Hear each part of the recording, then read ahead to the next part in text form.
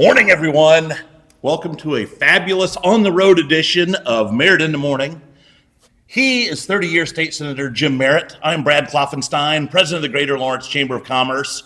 We are coming to you today from one of the coolest places in the entire state of Indiana, probably in the entire country, the Indiana War Memorial downtown. It's the giant obelisk that sits between Vermont, Michigan, Meridian, and Pennsylvania Street. And we're in the auditorium, and we are today with General Goodwin, who is Stuart Goodwin. Yep, and he is responsible for this property, all of the Indiana State property that is downtown. That, what do they call that?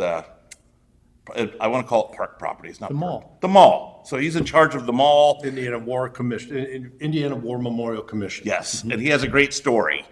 We are brought to you by Stockyards Bank and Trust, Central Indiana locations, 71st and Binford, Carmel, Downtown Indianapolis, Plainfield. Jim, what about St. Francis Hospital? Well, you don't go there for a colonoscopy. No. Ooh, I hadn't even thought about going to the bank and asking for medical procedures. I'd always just thought you could do banking while you were getting stitches. I had this a whole new twist on that St. Francis location. So it is. And thank you, Paula Moan. Thank you very much, Paula. So it is near St. Francis Hospital, and they have a brand new location down in Center Grove. We need to go down there and check it out. We need to. Do they No give away question about suckers it. still? Stockyards is always growing. It's wonderful. I wonder- And we were always so confused of, where to go down the southeast part of town. Yes. Hey, we're very near their downtown branch. We might have to stop in and say hello. And I have an account there. Good for you. Yeah. I need to move my stuff over there. Well, they're Although great I people. bought some of their stock last week. Well, So I've made 71 cents so far, Jim. charge. I know. Well, hey, when I call you and say, Jim, I'm sorry, I'm not doing the show anymore, you'll know it's because your stock. Please don't. You're the show. I'm not the show. We are also brought to you by the Honey Baked Ham Company. Locations 96th in Michigan and Greyhound Pass in Carmel. Jim, what is your favorite part of Honey Baked Ham? Well, other than the ham, it's the mustard. It's the honey mustard. It's just sweet mustard, and it's terrific. It's half the sandwich. Yes, and a lot of people don't know this. You can get lunches to eat in, dinners to eat in, so it's not just to-go stuff. They have all the sides. Go there. Summer party, Yeah. perfect to get a ham. And the Calbs are wonderful people. We thank you so much. Yes, thank you. And if you're lucky, every once in a while, Peyton Manning stops in there. Yeah, So he loves that place. So, I mean, if I were you, I would hang out there all the time and eat all your meals and just wait. But that's just me. They have a great sandwich. I forget the name, but it's a big ham sandwich, and it's got onion ring. Oh, it's just they have wonderful food there. They need a Merritt in the Morning sandwich. They do. How about that, Mike Calb? Mike, you and Amy talk about this. We're your idea guys. More than likely, when you go to Honey Baked Ham in Carmel, Westfield, I think it's more Westfield and Carmel, Yeah. but a Calb kid will wait on you at the counter. And that tells you how celebrity service. great of a family business it is. It is. No, they're wonderful. They've been strong supporters of the show. Thank you very much for your support. So, back to the show. We're here. So, General Goodwin, thank you very much for joining us. Let's start with, tell us about the space that we are in today. Well, this is Pershing Auditorium. Okay. And it was, obviously, we have about a 15-foot picture of General Pershing. He looks very dapper in his well, cape. It's a great painting. He's a really special guy because the fact is that he is the most senior American military person ever. He is the only one that has ever wore the rank of General of the Armies of the United States of America. General Washington was awarded that posthumously, and then just this last October, Ulysses S. Grant was granted that. So there's three people. He's the only one that has worn it. And the fact is that as general, the stars that we wear are silver, and the stars that he wore were gold. And the wonderful thing, what really is the cherry on the top of the sundae is that he laid the cornerstone for this building. And the picture of that day with all the people that were here was really noteworthy. It's a great black and white. 4th of July, 1927, and you're absolutely right. It's and the number of people that were here, I mean, it was out of the shot of the picture, just, there must have been thousands of people down here to do yeah, that. absolutely. And they had two churches that were on, that is the Vermont side. Right. Right. And one was Second Presbyterian Church. Which we we're affiliated. attend. Uh-huh. And they actually had to move a building down Vermont, and it's now just south of the new federal building, and was called the Michigan Hotel for a long time. And north of here was the blind school, and we know where that is Right. up on College. Yeah. And so A massive building. yes, a massive building, and it's just a wonderful place. And everybody knows about this building, at least when you drive by it. And I encourage everybody to come here. It's actually air conditioned, and it took us a long time to get air. 1999. Yes, and so, but this is a very special place. But it's just not the War Memorial Building. It is 25 acres. It's Monument Circle, and when I came on the scene 25 years ago or so, we were really fighting for preventive maintenance. Right. And we have fountains everywhere. We have limestone that decays. We have steps, and we have a memorial that most people don't really realize because it's kind of out of the way is the Medal of Honor recipient memorial. And if you would tell our audience just a little bit about, you live this place. You're here at 4:00 in the morning. This place is your home. The staff is your family. I talk a little bit about the the Soldiers and Sailors Monument and replacing the stairs as an example of maintaining the place. I also want to talk about the Department of Correction and how you work with them, and then the battle flags. I want to pause for just a second. When we're together, it's kind of nonstop. But I think you know this, but I want everybody to know it.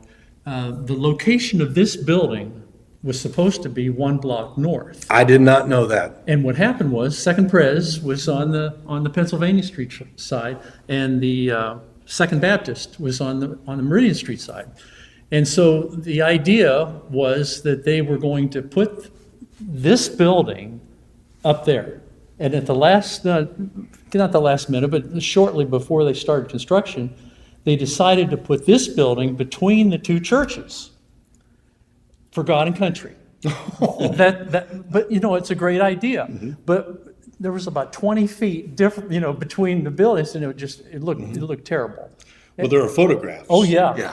But a lot of people don't know that the original plan was to put it. I did not know that. Veterans Memorial Plaza. So, General, you'd mentioned yesterday, how much was it to build this building and how much would it be if we tried to build it today? Well, actually, they had a special session, and we know about special sessions now. Of course, yeah. Jim loves them. Yeah, I'm sure. I miss them so much. We could talk about that for a while. But anyway, when the war was over, there were 67 million people dead. Which war? World War I. Okay.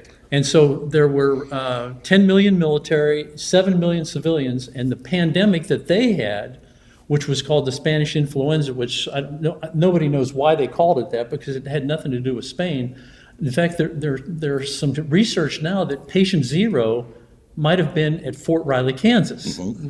And so what happened was that their pandemic was different than ours from the standpoint that ours affected people mostly that were 65 and older, where the one that was in 1918 affected people that were 20 to 40. A big deal in Kansas. Oh, yeah.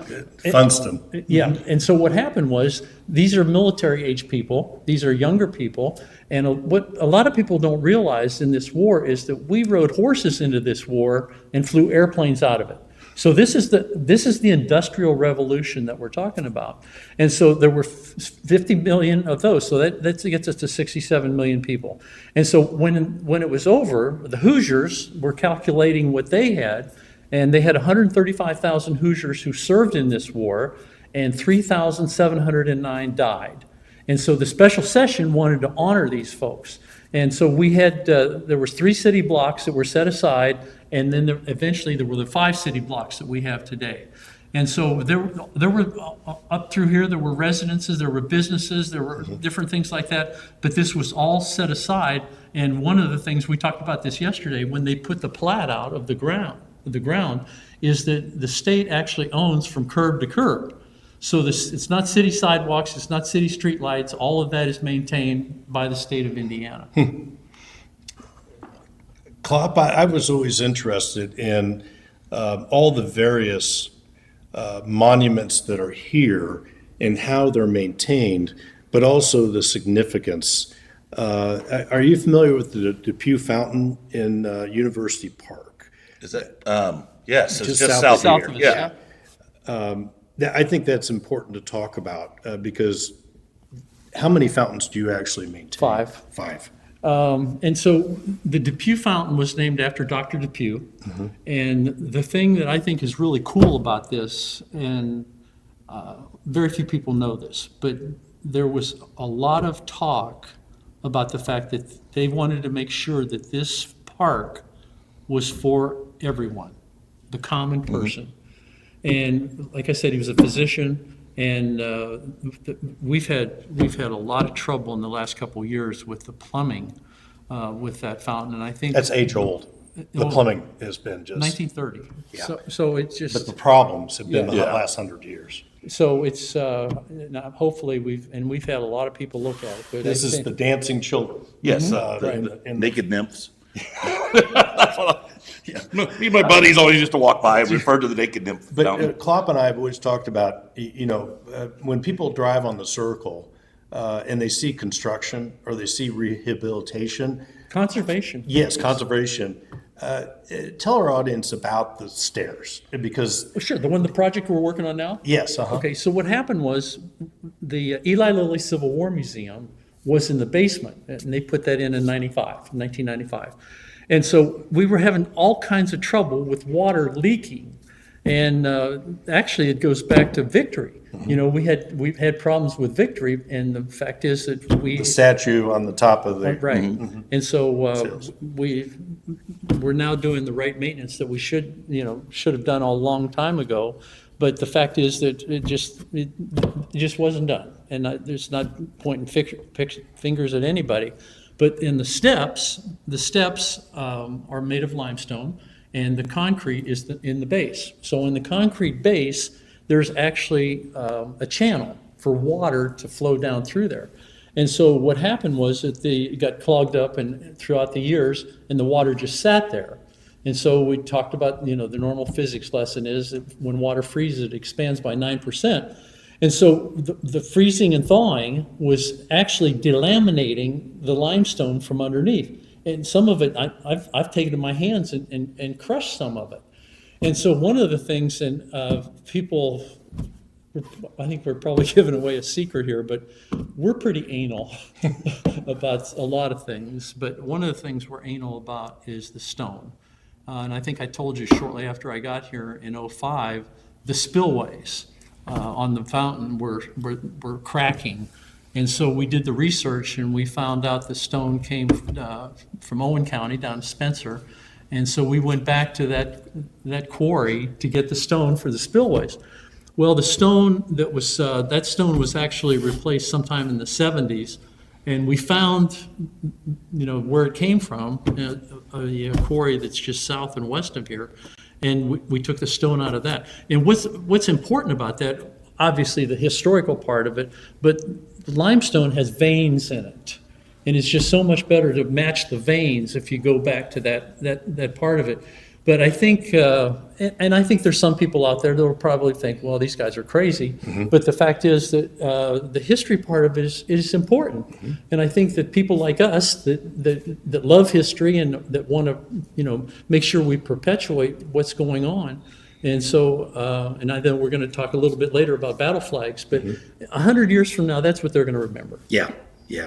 Klopp, I think that I really have studied and have very enthusiastically talk about and learn about all the time reentry. those that have been incarcerated have paid their debt to society. And while they're paying their debt to society, we try to teach them a trade to prepare them for the outside. And in general, you've done, the commission has done a really good job of utilizing the abilities of those that are incarcerated to prepare them for a trade on the outside. And right to my left here is a podium that was built by the incarcerants at Department of Correction, as well as there are other tools or equipment around here that you've gotten help from Department of Correction. Talk a little bit about your relationship with I that. think we talked about yesterday, but the wood from this podium came from a tree in University Park. That's a neat story. And so what Right they, south of here. Yeah, and so what they did was that Kevin Orm and the folks in corrections, we love those guys. And so what happened was they had some wood, and they told us that they were gonna, dry it and kill the whole thing. And I kept asking them, what's going on with the wood? And then the governor's office has Yeah, beautiful. most of his furniture. Oh, yeah. I And think a beautiful conference table there. Well, what happened as far as the residents are concerned is that in former life, I was the commander of the Indiana Air National Guard, and we had an air-to-ground gunnery range at Camp Atterbury. And so we would spend time down there, and I got to meet a bunch of people, and we met some folks from the DOC.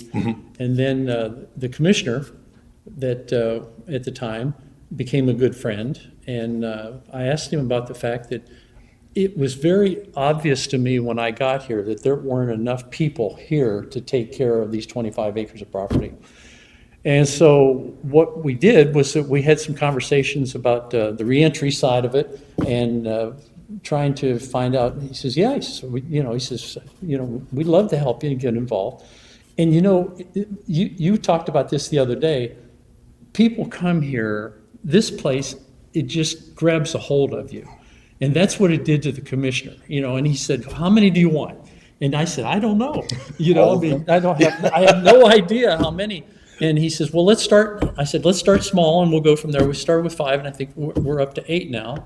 And so I was very, very ignorant about the fact of what we were getting into, because I looked at it as the bang for the buck.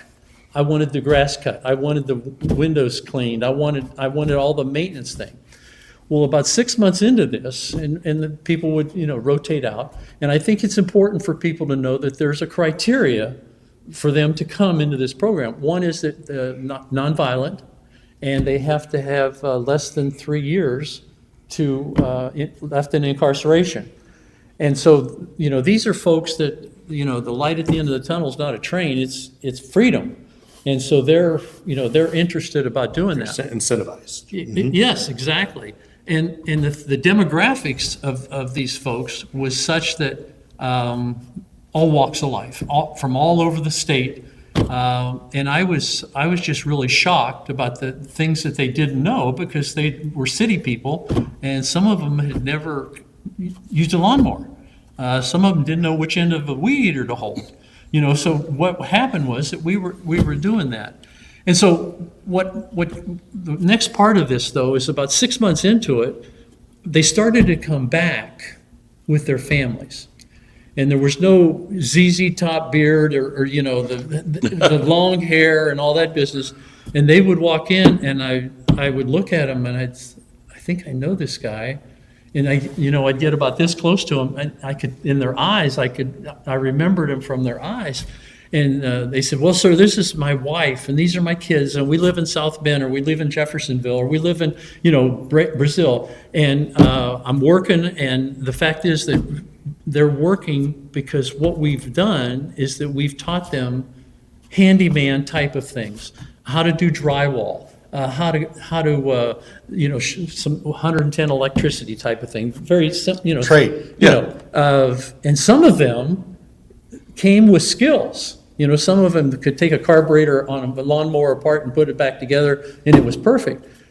But what happened one night, and I live alone, and I, think about a lot of different things, but I thought, you really missed the boat here, because what happened is that all you thought about was what you were going to get from them, when in reality, what we were doing is exactly what the system, the correctional system is about, is teaching them things that they're not going to come back here. They're not going to come back to prison. And so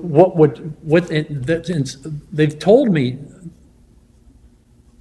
many times about the fact that, the skills that I learned here, the things that I learned about going to work, every day coming to work and having a system to work through is something that they didn't have. Yeah, correcting their life. They were into drugs. They were making drugs or selling drugs or, nonviolent type of things.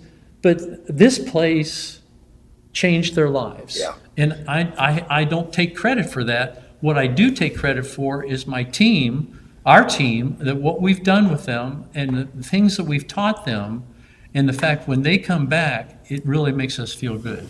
But you are watching Merritt in the Morning with your host, Jim Merritt, Brad Klopfenstein. Our guest today, General Goodwin. We are in the Pershing Auditorium at the Indiana War Memorial downtown.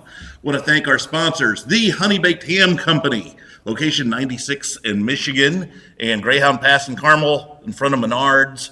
Go there, grab yourself a lunch, and say, I saw this on Merritt in the Morning, and they said that I can have a lunch and sides and a whole bottle of honey mustard. Thank you for your sponsorship. Also, thank you to Stockyards Bank and Trust, locations at 71st and Binford, Carmel, downtown Indianapolis, Plainfield, near St. Francis Hospital, and Center Grove. I did learn that Paula Moan was incredibly impressed that you and I can recite those locations verbatim, even without slides. From the one show that we had where we couldn't see any of the slides, apparently she watched and she's like, oh my gosh, most of my employees couldn't do Somebody that. actually watched us. Somebody watched, so it was fun. So, General, I want to get back to you. I want to know a little bit about your history. So when you were a wee little tot, did you ever think that you were going to have a career in the military and end up running 25 acres of some of the most fabulous property in Indiana? No, not by any stretch of the imagination. I had the greatest parents anybody could ever ask for. My father was a World War II Army combat engineer, rebuilding bridges and roads in the Ardennes Forest during the Battle of the Bulge. Smartest man I ever met. Great mom, stay-at-home mom, that type of thing. And when I came along after World War II, and he got a job where we moved a lot. So I went to 7 different schools from 1st grade to 12th grade, and have a sister that's one of my best friends. And so we grew up together. We always had somebody to do that. And so what happened was that I was planning on going to West Virginia University because that's where we lived, and I'd followed the Mountaineers all of my life, and in fact was born in Morgantown. And so it was too big. And so I called Dad up and I said, he said he got a new job. And I said, where's the job? And he says, Indiana. I said, well, I know where that is. And he said, it's in Newburgh. And I said, where's Newburgh? And he says, well, it's south of Indianapolis. I know where Indianapolis is. Where my dad and stepmom live. Is that right? Yeah.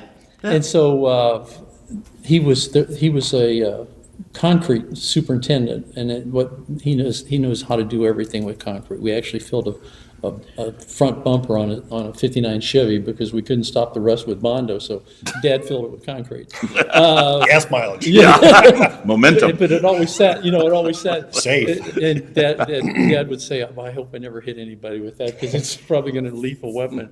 But anyway, went to the University of Evansville and had a great, I was a townie, lived in town, and went through the ROTC program and old Det 240. And there's people here in the state, Mark Pillar, he was a classmate down from Columbus, Indiana, and airline pilot, just did a lot of great things with the military in Vietnam. He flew in Vietnam.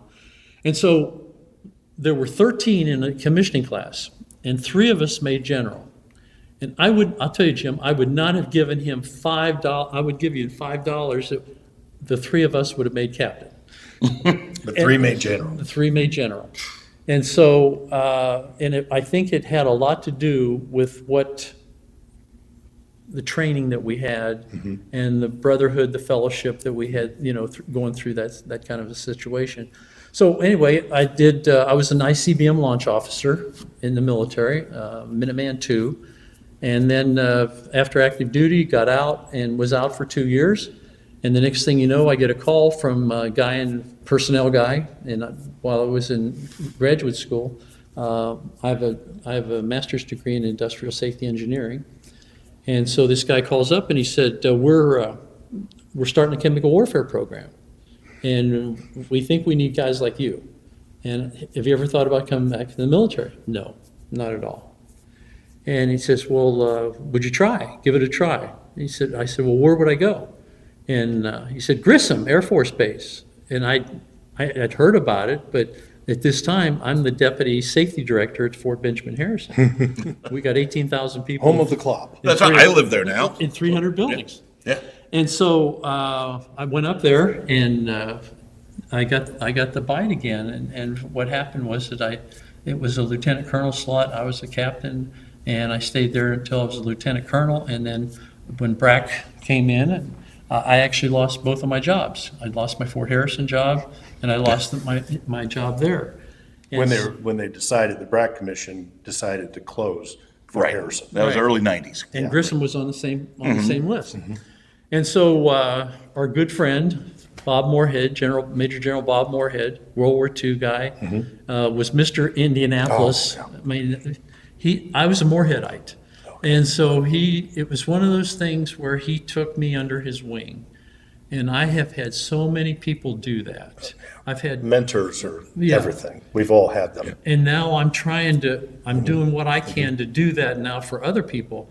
But got me involved with the 500 Festival. Got me involved. I did the risk assessments for all the mini marathons and all that business. So just got to meet a whole bunch of people. Went through the Stanley K. Lacey program. Oh, boy, okay. And so got to meet people, from that standpoint, judges and the police department, the fire department, and that business. And so anyway, I did that until Fort Harrison closed, and then I went back on active duty, and I went to Chuck Whitaker. Major General Chuck Whitaker was the adjutant general at the time, and he asked me to come and fix a problem that they had in the fort over at Terre Haute. And so I didn't know anything about the Guard at all. And so I went over there and we fixed the program, fixed the problem, and during that time they fired the chief of staff.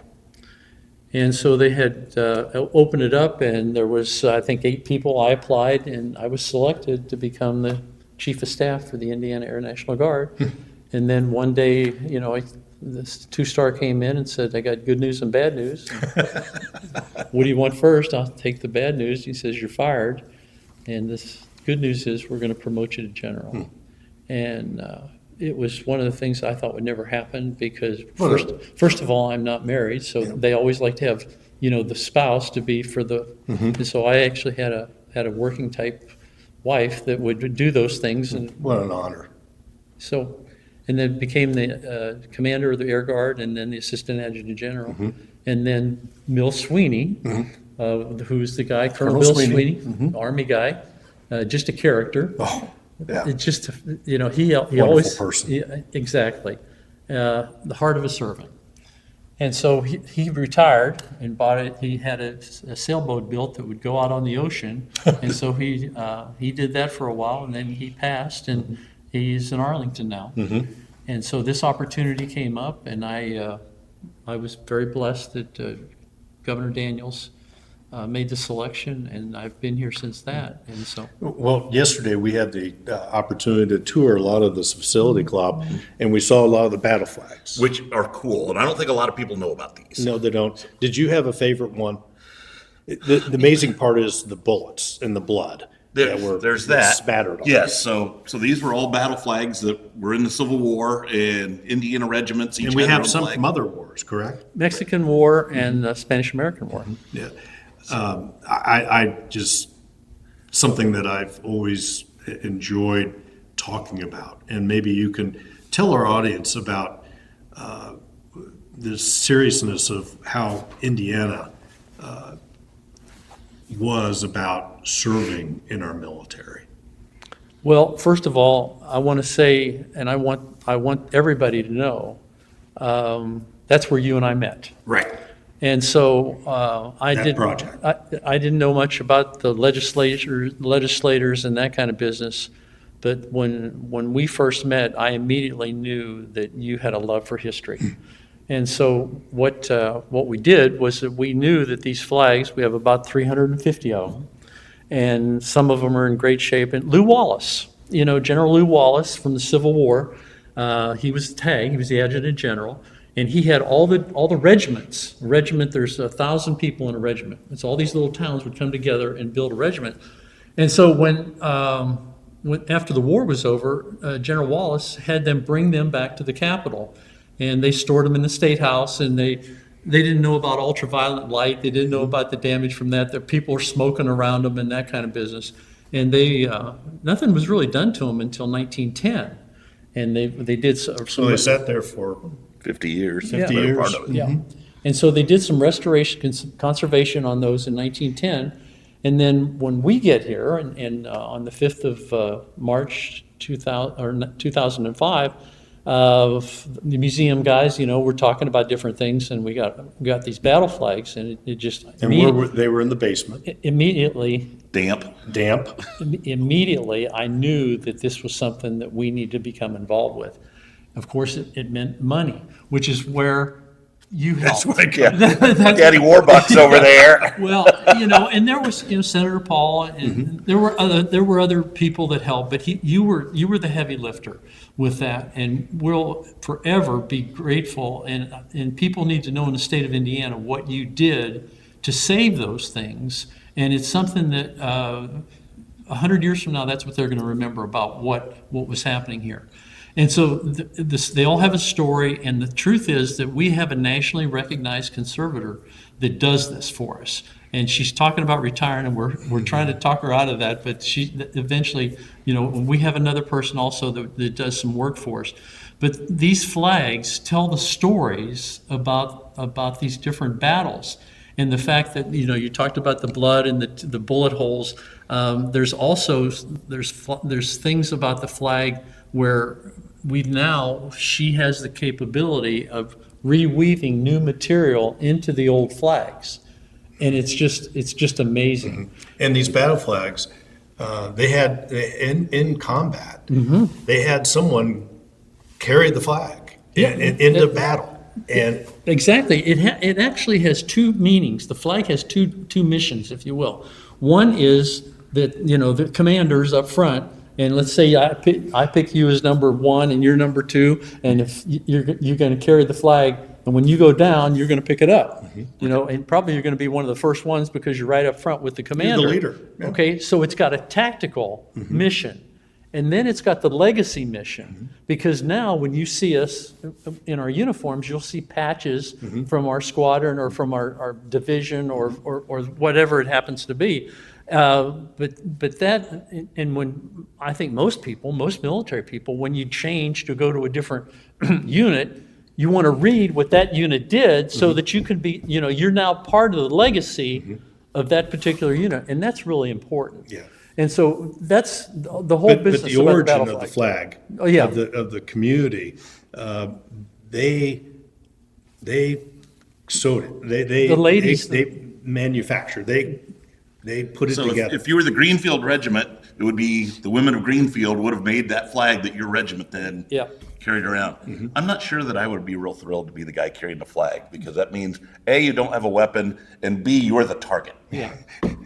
But it took a lot of courage, but it was an honor. Oh, absolutely. And it was That's a motivator. And that's the right word. Yeah. That's the absolute right word. Yeah, and people in combat, people that were charging would see that flag, and it was a motivator. It was the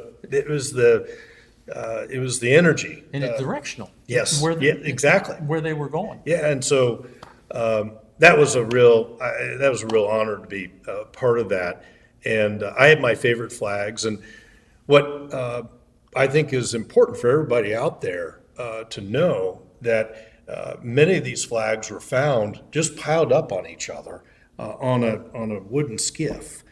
And now, because of General Goodwin's leadership and fortunately money, that we have them 17 displayed in this building. That's right. And they've been conserved.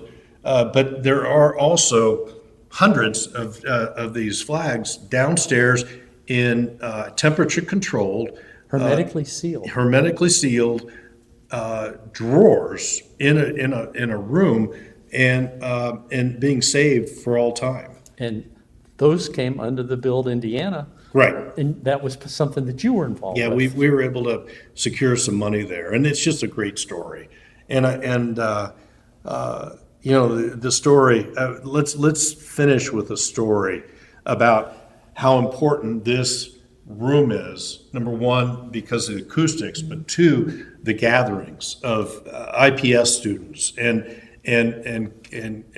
putting stories in front of them to bring to life the importance of military to our kids and maybe sparking a desire to serve their country.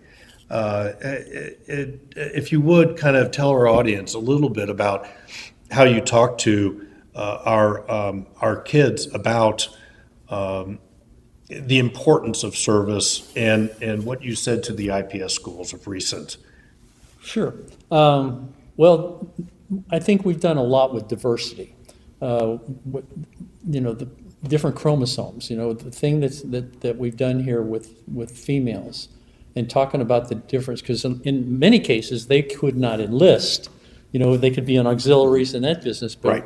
we've got some excellent displays down there. And I can't say enough about our museum staff there, because what they do here is that they research, design, and then the maintenance side builds it.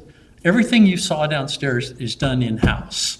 And so, sometimes state employees, not held. There's a lot of talent there. Not in the highest regard, but I got to tell you, we have a, and it's the staff right now that we have is the best in the 19 years that I've been here. Well, when we were talking, I do a lot of different welcomes or that kind of business. We have a 500-seat auditorium, and IPS, we have IPS people come, and 85% of them are minorities. And so we usually talk about General Pershing. Blackjack Pershing. And the story, for those of you that don't know it real quick, is the fact that when he was a lieutenant, he was assigned to the 10th Cavalry. And we were segregated in the military till 1948. So if you weren't white, you could not be a leader. And so his troop was all Negro, as they called them in that day. And so, and he taught them how to stay alive, and they loved him. And you might have heard of them. They were called the Buffalo Soldiers. Mm-hmm.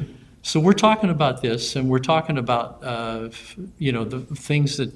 Tuskegee. The Tuskegee. We talked about the Red Tails. We talked about a lot of different parts of what diversity has done.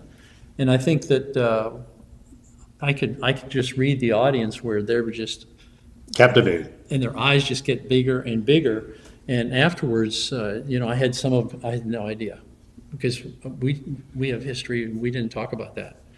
I said, well, first of all, stay away from the internet, but find some old books and read them about what really happened. And the other part of that is, and people ask me all the time, why did you stay 37 years? And because the military is different than it is on the outside. We're one team, one fight. I don't care what the color of your skin is. I don't care what chromosome you have. The goal is to get everybody home, every time. And so what I saw with them is that it gave them an opportunity to be proud of people that were like them. And so it made us feel good, from the standpoint that they wanted to do that and they wanted to talk about it. And I've had teachers come to me and say, it's just not in our curriculum. And, I'm thinking, maybe it should be. Yeah. Maybe Well, it's great that they have field trips. Yeah. Yeah. And I think a lot of history in the generation, I know I'm older than you are, but in the generation when we went through history, they didn't really teach it the way it needed to be taught. They taught you the battle, they taught you who won, but they didn't tell you about why did they go to war? Why did they risk their treasures and their people to do that?